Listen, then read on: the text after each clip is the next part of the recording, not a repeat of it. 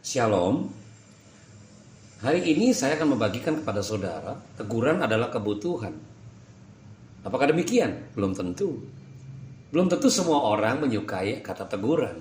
Karena yang diteguran dimaksud di sini bukanlah bertegur sapa, saudara, tetapi lebih kepada menegur dengan keras. Nah, teguran di sini ini erat kaitannya dengan konsep pembapaan atau istilah yang biasa kita kenal mentoring. Nah, di dalam konsep pembapaan ada dua sisi yang harus kita perhatikan. Sisi yang pertama adalah sisi kasih sayang. Yang kedua adalah sisi disiplin. Kalau sisi kasih sayang, semua orang menyukainya. Tapi bagaimana dengan sisi disiplin? Ini belum tentu. Bisa kita lihat di dalam Ibrani 12 ayat 5 sampai 10. Kita melihat di ayat yang kelima. Dan sudah lupakah kamu akan nasihat yang berbicara kepada kamu seperti kepada anak-anak? Hai anakku, janganlah anggap enteng didikan Tuhan, dan janganlah putus asa apabila engkau diperingatkannya. Ada kata didikan di situ, itu diambil dari bahasa Yunaninya paineo, yang artinya cemeti atau cambuk. Nah, ya, paineo artinya cemeti atau cambuk. Saudara jangan salah artikan kata cemeti atau cambuk itu, seolah-olah bapak itu menghukum anaknya. Padahal kita tahu Bapa di sorga tidak pernah menghukum anaknya, tetapi Bapa mendisiplin anaknya. Seperti di dalam Roma 8 ayat 1. Di dalam Kristus tidak ada lagi penghukuman. Nah, ayat yang ke-6, karena Tuhan menghajar orang-orang yang dikasihinya dan ia menyesah orang yang diakuinya sebagai anak. Tuhan menghajar, kata menghajar di situ artinya Tuhan mendisiplinkan kita. Dan kata menyesah itu sama artinya dengan paineo, cemeti atau cambuk. Yang ayat yang ke-7, jika kamu harus menanggung ganjaran, Allah memperlakukan kamu seperti anak. Di manakah terdapat anak yang tidak dihajar oleh ayahnya? Kata ganjaran itu sama dengan pelajaran. Jadi Allah itu memberikan pelajaran kepada kita, memperlakukan saudara dan saya seperti anaknya. Ayat yang ke-8, tetapi jikalau kamu bebas dari ganjaran yang harus diderita setiap orang, maka kamu bukanlah anak, tetapi anak-anak gampangan. Penjelasan bagaimana tadi yang di atas adalah kita harus ada dapat ganjaran, tetapi di sini bebas dari ganjaran. Tetapi bebas dari ganjaran ini tidak enak, saudara.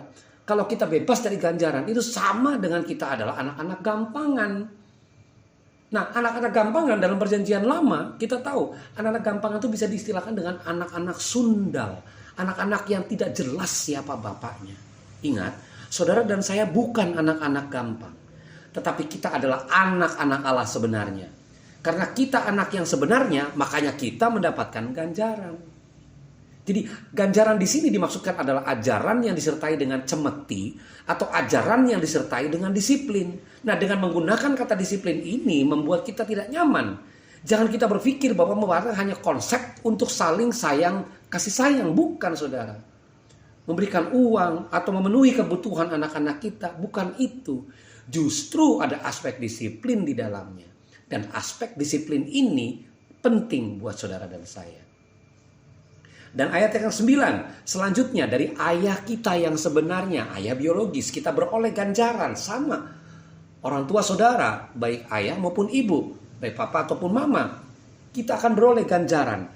Dan mereka kita hormati, saudara menghormatinya. Kalau demikian bukankah kita harus lebih taat kepada Bapa segala roh, supaya kita boleh hidup? Ketaatan kepada Bapa di sorga itu sangat dibutuhkan dengan kedisiplinan saudara dan saya. Ayat 10, sebab mereka mendidik kita dalam waktu yang pendek. Orang tua kita diberikan kepercayaan oleh Bapa di sorga untuk mendidik saudara dan saya. Dan itu waktunya pendek. Sesuai dengan apa yang mereka anggap baik. Tetapi Dia menghajar kita untuk kebaikan kita. Artinya Tuhan mendidik, mendisiplinkan saudara dan saya untuk kebaikan kita. Supaya kita beroleh bagian dalam kekudusannya. Nah, Bill Graham mengatakan, intisari dari pemuridan adalah teguran. Tanpa adanya teguran, seseorang akan bertumbuh dalam keliaran atau tidak terarah. Setiap orang memerlukan didikan, tetapi tidak setiap orang menerima didikan. Saya yakin bahwa saudara dan saya memerlukan didikan atau disiplin.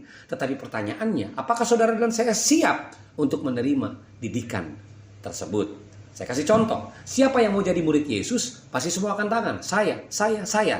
Tapi begitu pertanyaannya, siapa yang mau ditegur? Saya yakin dan percaya pasti tidak semua orang mau mengangkat tangan. Sudah seharusnya sebagai murid Yesus, kita harus siap menerima teguran dan didikan.